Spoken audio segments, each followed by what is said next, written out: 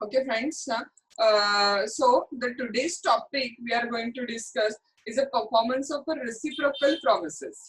कौन सा topic discuss करने वाले हम लोग? Performance of the reciprocal promises is the topic we are going to see today. Okay. Now the very first question which come here in the mind is that one. What is mean by this word reciprocal promises? क्योंकि performance of reciprocal promises तो बात का issue होगा.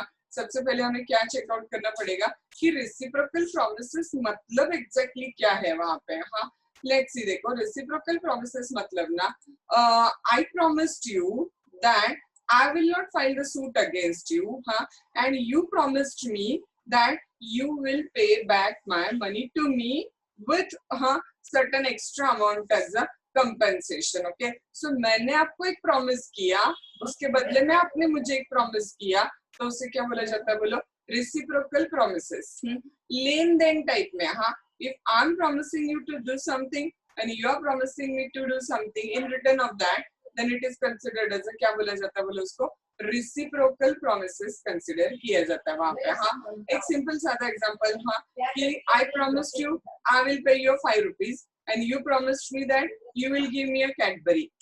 Again, simply it is considered as a reciprocal promises.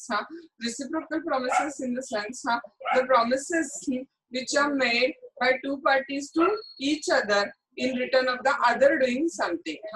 Reciprocal, लेन देन, देवान घेवान. हाँ, इस फॉर्म में जो प्रोमिसेस किए जाते हैं उसको क्या बोला जाता है? बोलो, रेसिप्रोकल प्रोमिसेस कंसिडर किया जाता है वहां पे. आप ये रेसिप्रोकल प्रोमिसेस जो होते हैं ना, इसका परफॉर्मेंस कैसे करना है ना, इसके अलग अलग रूल है. रेसिप्रोकल प्रोमिसेस का परफॉर्मेंस कैसे करना है, इसके रूल कैसे? बोलो, अलग अलग रूल है. ओके, उसमें रूल नंबर 1 जो आता है ना रेसिप्रोकल प्रोमिसेस का, वो रूल नंबर 1 क्या है? देखो, promiser not bound to perform unless reciprocal promise ready and willing to perform his part. देखो, सामने वाला अपना पार्ट परफॉर्म करने के लिए जब तक रेडी नहीं है ना, तो हमारा पार्ट परफॉर्म करने की रिस्पॉन्सिबिलिटी वहां पे क्या नहीं होती है?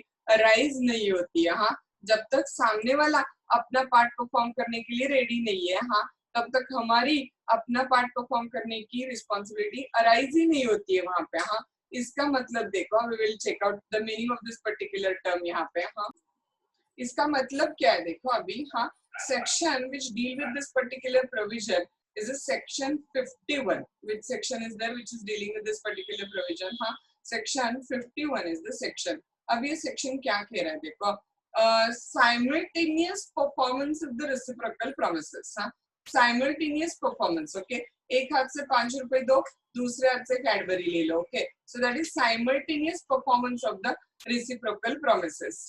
We'll see the provision. Provision हम लोग क्या करते हैं यहाँ पे डिस्कस करते हैं. क्या प्रोविजन कहती है? देखो यहाँ पे, reciprocal promises may have to be performed simultaneously or one after the other. कैसे परफॉर्म करना है? देखो, हमें simultaneously, हाँ, या फिर one after the another. हाँ, जैसे मैंने आपको 5 रुपए दे दिए, आपने मुझे क्या दे दी? कैडबरी वहां पे दे दी. लेकिन यहाँ पे हमें क्या याद रखना है? When a contract is consisted of the reciprocal promises, जो कैसे परफॉर्म करने? देखो, simultaneously, which are to be performed simultaneously. No promiser need to perform his promise unless promise is ready and willing to perform these reciprocal promises.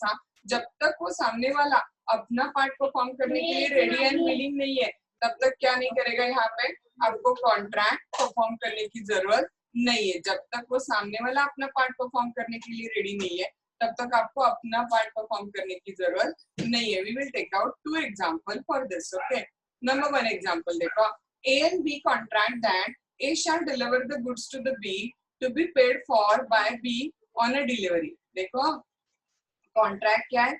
A and B contract. हाँ, A goods deliver करेगा B को. हाँ, और फिर वो delivery होते ही B क्या करेगा? पेमेंट कर देगा. मतलब let's see first of all goods side, what is the part of the performance? किसके साइड में क्या परफॉर्मेंस करना? A का परफॉर्मेंस क्या? बोलो, गुड्स की डिलीवरी देना, राइट. और B का परफॉर्मेंस क्या? बोलो, वहां पे पेमेंट करना. लेकिन हाँ, B पेमेंट कब करेगा? बोलो, A गुड्स की डिलीवरी देता है तब B पेमेंट करेगा. ध्यान में आ रहा है? तो यहाँ पे क्लियर सी बात है ना, A need not to deliver the goods, A goods तब तक डिलीवर नहीं करेगा तब तक B is ready and willing to pay the goods on a delivery. जब तक वो बी बोलता नहीं है कि बाबा जैसे आप मांग दोगे ना मैं आपको पेमेंट कर दूंगा, तब तक ए को गुड्स डिलीवर करने की जरूरत यहाँ पे नहीं है। So A and B contract that A shall deliver the goods to the B to be paid for by B on delivery. जैसे डिलीवरी हो जाएगी बी क्या करेगा, पे करेगा। लेकिन यहाँ पे A need not to deliver the goods unless B is ready and willing to pay for the goods on the delivery. जब तक वो बी बोलता नहीं है कि वो जैसे डिलीवरी हो जाएगी ना मैं आपको पेमेंट कर दूंगा, तब तक ए को डिलीवरी करने की जरूरत नहीं है। वहां पे साइमल्टेनियस परफॉर्मेंस में रूल क्या आ जाएगा ध्यान में आपको, साइमल्टेनियस परफॉर्मेंस में रूल यहाँ पे होगा हाँ कि बाबा जब तक वो सामने वाला promise is ready and willing to perform his promise तब तक प्रॉमिसर को अपना पार्ट परफॉर्म करने की जरूरत नहीं है। हाँ तो देखो लॉ क्या कहता है वहां पे, हाँ सच प्रॉमिसेस कॉन्स्टिट्यूट, ये वर्ड याद रखो, concurrent conditions and the performance of one of the promise is a conditional, word याद रखना, the performance of the one of the promises is a conditional on the performance of the other। हाँ एक का performance दूसरे के performance पे क्या होता है बोलो, कंडीशनल होता है। हाँ ये परफॉर्म करेगा तो फिर वो उसको क्या करेगा, परफॉर्म करेगा। सो एक का परफॉर्मेंस दूसरे के परफॉर्मेंस पे क्या रहता है, कंडीशनल रहता है। See for example if in one of the promises not performed the other need not to be performed। अगर एक ने अपना पार्ट परफॉर्म ही नहीं किया हाँ तो दूसरे को अपना पार्ट परफॉर्म करने की जरूरत नहीं है। से फॉर एग्जांपल ऊपर का जो एग्जांपल था जिसमें A agrees to deliver the goods and B agrees to pay the money on the delivery of the goods, तो in that particular case हाँ जब तक in the above example A agrees to deliver the goods to the B, A B को क्या कर रहा है वहां पे गुड्स डिलीवर कर रहा है ना, हाँ तो समझो A ने वो गुड्स डिलीवर ही नहीं किए तो B को पेमेंट करने की जरूरत ही नहीं है। Okay so module says that हाँ if A in the above example is unwilling to deliver the rice then फिर क्या जगह देखो A will be guilty of the breach of promise। breach of promise कौन कर रहा है बोलो, A breach of promise कर रहा है हाँ, and breach would relieve the B from the obligation of his promise that is payment हाँ, and would enable the B to treat the contract as a ended। यहाँ पे B के side से contract automatically क्या हो जाएगा बोलो, and हो जाएगा वहां पे। हाँ क्यों एंड हो जाएगा B के साइड से contract automatically, because the point has been that क्योंकि A ने अपना पार्ट परफॉर्म नहीं किया। हाँ तो देखो वापस एक बार बताती हूँ, point number 1 section 51 about reciprocal promise is that promise is not bound to perform unless reciprocal promisee is a ready and willing to perform his part। जब तक वो अपना पार्ट परफॉर्म करने के लिए रेडी एंड विलिंग नहीं है promisee, तब तक प्रॉमिसर को अपना पार्ट परफॉर्म करने की जरूरत नहीं है। इसको क्या बोला जाता है याद रखना आपको, साइमल्टेनियस परफॉर्मेंस। हाँ जैसे मैंने delivery of goods they the, immediately आप पेमेंट करने वाले हो हाँ, तो मैंने अगर डिलीवरी ऑफ गुड्स ही नहीं दी तो आपको पेमेंट करने की जरूरत नहीं है वहां पे, ध्यान में। नंबर 1 हाँ। नंबर 2 ना order of performance of the reciprocal promises करके पॉइंट है हाँ, सेक्शन नंबर आता है 52। क्या देखो ऑर्डर ऑफ परफॉर्मेंस हाँ ऑफ रेसिप्रोकल प्रॉमिसेस हाँ। सी देखो एक्सप्लेनेशन के बाद ध्यान में आ जाएगा आपको, when the order of performance of reciprocal promises is expressly fixed by the contract। मतलब ना कौन अपना पार्ट पहले परफॉर्म करेगा और कौन अपना पार्ट बाद में परफॉर्म करेगा, ये हमने कॉन्ट्रैक्ट के टर्म में पहले से डिसाइड करके रखा हुआ है हाँ। देन फिर वो कॉन्ट्रैक्ट उसी ऑर्डर में परफॉर्म होना चाहिए हाँ, they shall be performed in that order only। okay and where the order is not expressly fixed by the contract, और जहाँ पे से expressly fixed नहीं है, they shall be performed in that order which the nature of transaction require हाँ। और अगर जहाँ पे ऐसे एक्सप्रेसली फिक्स नहीं है कि ऑर्डर ऑफ परफॉर्मेंस क्या होगा, तो फिर उसको परफॉर्म कैसे किया जाएगा बोलो, वहाँ पे नेचर ऑफ ट्रांजैक्शन की हिसाब से। तो पॉइंट नंबर 2 में हमें बेसिकली क्या याद रखना है बोलो, जहाँ पे कॉन्ट्रैक्ट के टर्म्स में हाँ किसको पहले परफॉर्म करना है और किसको बाद में, इसका ऑर्डर ऑफ परफॉर्मेंस फिक्स्ड है तो कॉन्ट्रैक्ट उसी ऑर्डर ऑफ परफॉर्मेंस में ही कंप्लीट करना पड़ेगा। Let's have an example. Okay A and B make a contract। हाँ क्या कॉन्ट्रैक्ट करते देखो A and B, A shall build a house for the B at a fixed price। हाँ A B के लिए घर बांधने वाला है हाँ, और घर की कीमत कंस्ट्रक्शन की कीमत फिक्स हो चुकी है। लेकिन देखो क्या गया, A's promise to build the house must be performed before B's promise to pay for it. यहाँ पे order of performance cases है मैं, A's promise to build the house must be performed before B's promise to pay for it. B payment बाद में कर देगा. Order of performance कैसे decided है, पहले कौन परफॉर्म करेगा, A पहले परफॉर्म करेगा. A जब घर का कंस्ट्रक्शन करेगा तभी B उसको क्या देगा बोलो, पेमेंट वहां पे देगा. सो ध्यान में रहे आपको, ऑर्डर ऑफ परफॉर्मेंस हाँ क्या हुए यहाँ पे एक्सप्रेसली फिक्स्ड है. हाँ तो कॉन्ट्रैक्ट परफॉर्म भी कैसे करना पड़ेगा बोलो, वहां पे जिस ऑर्डर में वो कॉन्ट्रैक्ट था क्या वहां पे डिसाइडेड है टू बी परफॉर्म, उसी ऑर्डर में उसको परफॉर्म करना पड़ेगा. सो सिंपल, अगर एक्स को पहले घर बांधना ऐसे बोला तो एक्स को पहले घर बांधना पड़ेगा और बी बाद में, वाई बाद में क्या करेगा, पेमेंट वहां पे दे देगा. या ए भी ले लो, ए को पहले घर कंस्ट्रक्ट करना पड़ेगा, बी बाद में पेमेंट कर देगा वहां पे, क्योंकि इन दोनों में पहले डिसाइडेड है कि ए first and B then. So order of performance when fixed, then it should be performed according to the terms by which it is decided. Okay. Then अभी समझो कभी कभी ऐसा होता है ना कि ऑर्डर ऑफ परफॉर्मेंस फिक्स नहीं होता है कि एग्जैक्टली किस ऑर्डर में पहले कौन परफॉर्म करेगा और कौन परफॉर्म नहीं करेगा. हाँ तो देखो वहां पे क्या दिया पता है, द ऑर्डर ऑफ परफॉर्मेंस में sometime be indicated not expressly. कभी कभी पार्टीज अपने टर्म से एक्सप्रेसली मेंशन नहीं करते कि ऑर्डर ऑफ परफॉर्मेंस क्या होगा, लेकिन नेचर ऑफ ट्रांजैक्शन ही ऐसे होता है कि उसमें automatically order of performance implied होती है. नेचर ऑफ ट्रांजैक्शन ऐसा होता है कि जिसमें ऑर्डर ऑफ परफॉर्मेंस क्या होती है, इम्प्लाइड होती है. I will give a simple example. Okay, module वाला एग्जांपल 2 मिनट बाद रीड आउट करेंगे. पहले एक सिंपल एग्जांपल देती हूँ मैं. मुझे ना एक बैंक से कर्जा लेना है. I want to take a loan from the bank, and I'm thinking that I'm going to do the mortgage of my house. मेरे घर का क्या करने वाली हूँ मैं, mortgage करने वाली हूँ और प्रॉपर्टी गिरवी रखवा के लोन लेने वाली हूँ. हाँ, now you can by your common sense answer me, okay? आप ही मुझे अब सोचो एक मिनट के लिए हाँ कि क्या बैंक मुझे पहले पैसे देगी या मुझे मॉर्गेज पहले करवा के देना पड़ेगा. You just think a minute. हाँ, your common sense will itself give you an answer कि क्या बैंक पहले पैसे देगी मुझे या फिर मुझे पहले परफॉर्मेंस करना पड़ेगा. लाइक मुझे पहले मॉर्गेज करना पड़ेगा और बैंक बाद में पैसे देगी. दोनों में से क्या पहले होगा बोलो. Can anyone answer? Chirag? Yes ma'am. क्या दोनों में से क्या पहले होगा, मुझे पहले मॉर्गेज करना पड़ेगा, राइट. हाँ शायद ऑलमोस्ट मैंने चिराग को पूछा बट ऑलमोस्ट आप सबके माइंड ने आंसर दिया होगा. हाँ कि पहले बैंक कभी पैसे देती है कि हमें नहीं ना.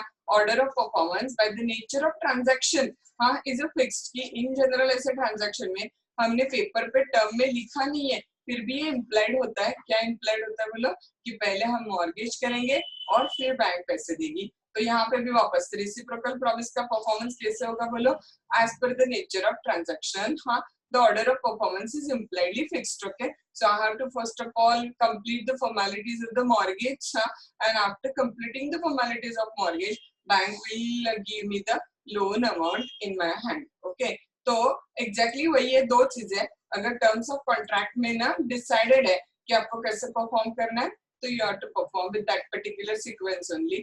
और अगर terms of contract में decided नहीं कि कैसे perform करना है then फिर आप कैसे perform करना पड़ेगा. नेचर ऑफ ट्रांजैक्शन के हिसाब से वो परफॉर्मेंस के ऑर्डर इम्प्लाइडली क्या होती है वहां पे फिक्स्ड होती है. हाँ अब मॉड्यूल में क्या एग्जांपल दिया है देखो इसका. हाँ module example is that one for this particular point. हाँ A and B contract that A shall make over his stock in trade to B at a fix price. A अपना stock in trade मतलब समझ तो दुकान का जो माल है, हाँ दुकान में भी है वो stock. A shall make over his stock in trade to the B at a fixed price. और B promises to give the security for the payment of price. B क्या करने वाला है, वो पैसे में जब तक नहीं लाके देता हूँ ना आपके स्टॉक इन ट्रेड के तब तक कुछ अमाउंट या कुछ भी सिक्योरिटी में आपके पास रखता हूँ as a promise for payment of money. तो यहाँ पे देखो ए को अपना स्टॉक इन ट्रेड पहले देना पड़ेगा या बी को पहले सिक्योरिटी देनी पड़ेगी. I will ask you again a question. हाँ ए एंड बी कॉन्ट्रैक्ट कि ए के पास जो स्टॉक इन ट्रेड है वो सारा ए किसको देने वाला है बोलो, बी को फिक्स प्राइस पे. हाँ लेकिन जब तक बी पैसे लाके नहीं देता ना तब तक के लिए बी ने बोला है कि until the time I'll make the payment of the price of your stock in trade, I will put you something security. तब तक मैं कुछ सिक्योरिटी के फॉर्म में आपके पास रखूंगा वहाँ पे. हाँ, अभी आप मुझे वापस बताओ इन दोनों में से फर्स्ट क्या परफॉर्म करना पड़ेगा?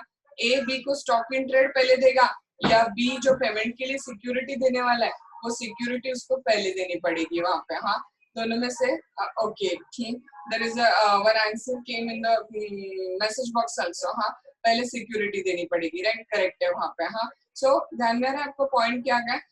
कभी कभी नेचर ऑफ ट्रांजैक्शन ऐसे होते हैं कि जिसमें ऑर्डर ऑफ परफॉर्मेंस क्या होता है बोलो इम्प्लाइड होता है कि बाबा ये पहले परफॉर्म करेगा बाद में वो परफॉर्म करेगा. ओके, सो पॉइंट ध्यान में रखना आपको वहाँ पे. तो यहाँ पे भी मॉडल वही बताता है A's promise to make or stock shall not be performed until the security is given. For the nature of transaction require that A should have the security from B before we deliver the stock.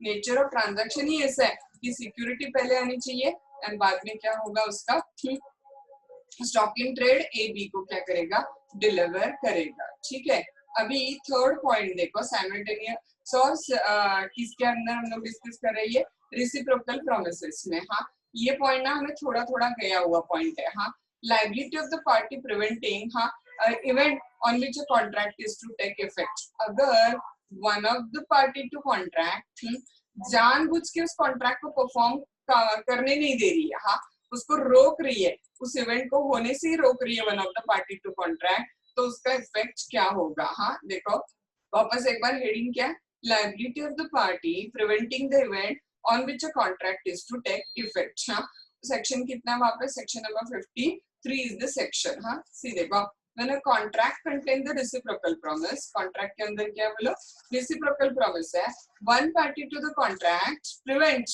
the other party from performing his promise. एक party अपना part perform कर रही है, करना चाहती है, लेकिन दूसरी पार्टी उसको परफॉर्म ही नहीं करने दे रही है. हाँ, तो जो पार्टी परफॉर्म कर रही है उसके ऑप्शन से कॉन्ट्रैक्ट क्या होना है बोला पता आपको वॉइडेबल. ये अलग एक पॉइंट है कि जहाँ पे आपको बहुत टाइम बाद voidable आ गया. हाँ, देखो वापस क्या गया when a contract is consisted of the reciprocal promises and one party to contract prevent other from performing his promise. एक तो अपना पार्ट परफॉर्म करने के लिए रेडी है फिर लेकिन दूसरी उसको परफॉर्म ही नहीं करने दे रही है, तो जो पार्टी प्रिवेंटेड पार्टी है ना the option at the option of the party prevented the contract become क्या हो जाएगा बोलो वॉइडेबल. और उसको ऑप्शन होगा कि वो कॉन्ट्रैक्ट को कैंसिल भी कर सकता है और कंपनसेशन मांग सकता है इनफैक्ट ब्रीच ऑफ कॉन्ट्रैक्ट के लिए सामने वाले पार्टी से. And he is entitled to the compensation from the other party for any loss he has sustained in consequences of the non performance of contract. Non performance of contract की वजह से जो भी उसको नुकसान हुआ है ना उसका वो क्या ले सकता है बोलो इवन वहां पे he can take from him the compensation for that also. हाँ, आपको एक इलस्ट्रेशन बताती हूँ, वो देखने के बाद आपको वापस वो पॉइंट बताती हूँ, फटाफट ध्यान में आ जाएगा. बेसिकली ध्यान में आ गया, दो पार्टी है, एक पार्टी अपना पार्ट परफॉर्म कर रही है, दूसरी पार्टी उसको परफॉर्म करने नहीं दे रही है. हाँ, तो जो परफॉर्म कर रही है उस पार्टी के ऑप्शन से कॉन्ट्रैक्ट हो जाएगा वॉइडेबल और वो कॉन्ट्रैक्ट को चाहे तो कैंसिल करके ऊपर से ब्रीच ऑफ कॉन्ट्रैक्ट के लिए सामने वाले पार्टी से क्या मांग सकता है कंपनसेशन भी मांग सकता है. ठीक है, will take a example. The example here is that one A and B contract that we shall execute some work for A for 1,000 rupees.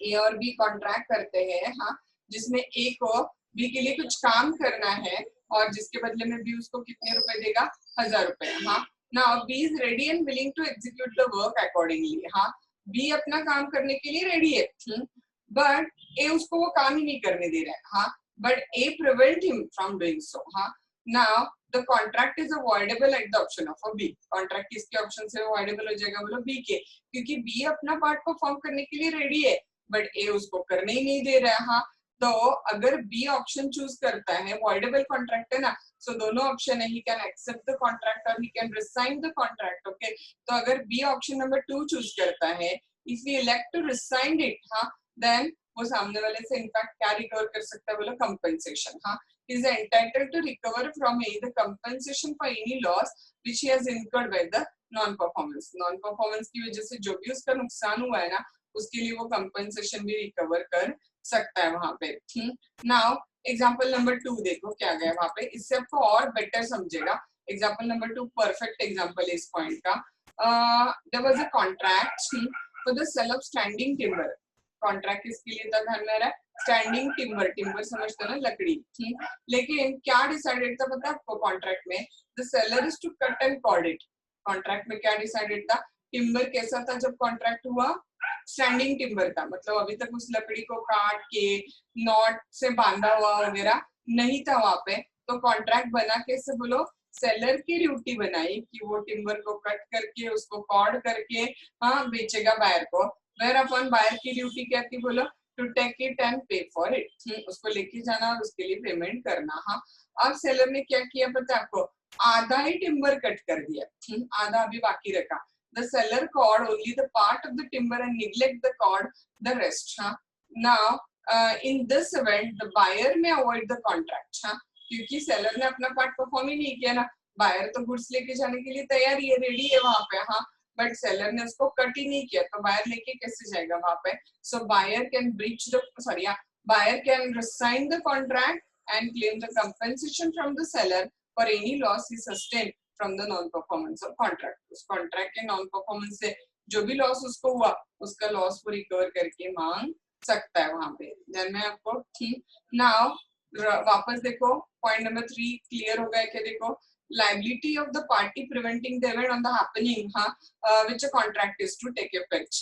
जो पार्टी परफॉर्म कर रही है उसको अपना पार्ट परफॉर्म नहीं करने दे रही है दूसरी पार्टी, तो जो डिफॉल्टिंग पार्टी है वो क्या कर रही है वहां पे? जो पार्टी परफॉर्मिंग पार्टी है उसको अपना परफॉर्मेंस करने से रोक रही है। तो परफॉर्मिंग पार्टी जिसको प्रिवेंट किया गया है उसके ऑप्शन से कॉन्ट्रैक्ट हो जाएगा रिसाइनेबल, दैट इज अवॉइडेबल। हाँ, अवॉइडेबल, एंड वो पार्टी कॉन्ट्रैक्ट को अवॉइड भी कर सकती है और साथ ही साथ compensation for breach of contract भी क्या कर सकती है? क्लेम कर सकती है। ठीक, देन फिर आ जाता है पॉइंट नंबर 4 वहां पे। हाँ, पॉइंट नंबर 4 क्या कहता है? देखो, अराउंड अराउंड है ये पॉइंट, सिमिलर ही है थोड़े थोड़े। हाँ, effect of the default as to that promise which should be first perform in a contract consisting of the reciprocal promises. हाँ, कॉन्ट्रैक्ट में क्या इन्वॉल्व है बोलो? यहाँ पे वापस रेसिप्रोकल प्रॉमिसेस है। हाँ, और आपको बताया था कि एक पार्टी को कैसे परफॉर्म करना है बोलो? फर्स्ट परफॉर्म करना है। ठीक, और उसके बाद में दूसरी पार्टी परफॉर्म करेगी।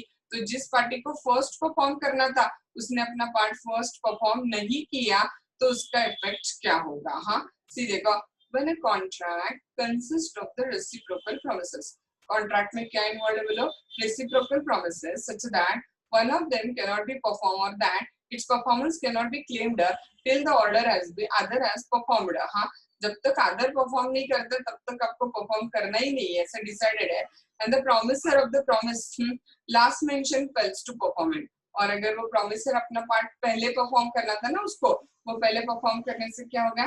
फेल हो गया, तो such a promisor can not claim the performance of reciprocal promise. आपने ही अपना पार्ट परफॉर्म नहीं किया ना, तो सामने वाले से आप क्या एक्सपेक्ट करते हैं कि वो अपना पार्ट परफॉर्म करे? तो प्रॉमिसर सामने वाले से रेसिप्रोकल प्रॉमिस को परफॉर्म करे से एक्सपेक्ट कर नहीं सकता। एंड इनफैक्ट प्रॉमिसर ने अपना पार्ट परफॉर्म नहीं किया तो उसको प्रॉमिसर को नुकसान देना पड़ेगा, नुकसान भरपाई देनी पड़ेगी। हाँ, must make a compensation to the other party to the contract for any loss which such other party sustain by the non performance of contract. हाँ, उस कॉन्ट्रैक्ट के नॉन परफॉर्मेंस की वजह से इनफैक्ट जो सामने वाले पार्टी को नुकसान हुआ है वो नुकसान इसको भर के देना पड़ेगा। हाँ, एक सिंपल भाषा में अपने लैंग्वेज में बोलती हूँ मैं। हाँ, यहाँ पे जो रेसिप्रोकल प्रॉमिसेस है वो कैसे बोला? रेसिप्रोकल एंड डिपेंडेंट है। डिपेंडेंट मतलब जब तक एक अपना पार्ट परफॉर्म नहीं करता तब तक दूसरा अपना पार्ट परफॉर्म ही नहीं कर सकता। एक का परफॉर्मेंस वेरी फर्स्ट पॉइंट में याद है आपको? रेसिप्रोकल एंड कंडीशनल था, मतलब आप अपना करोगे तो मैं अपना करूंगी, वो अलग बात है। हाँ, मैं भी पहले अपना कर सकती थी बट ऐसे नहीं है, हमने डिसाइड किया कि आप पहले करोगे तो मैं करूंगी, मतलब आप माल डिलीवर करोगे तो मैं पेमेंट दूंगी। हाँ, तो उसको क्या बोला गया? Reciprocal and conditional. हाँ, और इस पॉइंट में कैसे पता आपको? Performance of reciprocal promises is of which nature? Reciprocal and dependent है। अब इसका